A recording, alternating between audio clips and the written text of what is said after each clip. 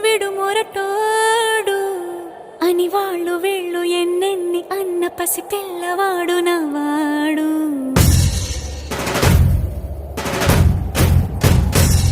విడు ముండోడు అని ఊరు వాడ అనుకున్న గాని మహారాజు నాకు నవాడు.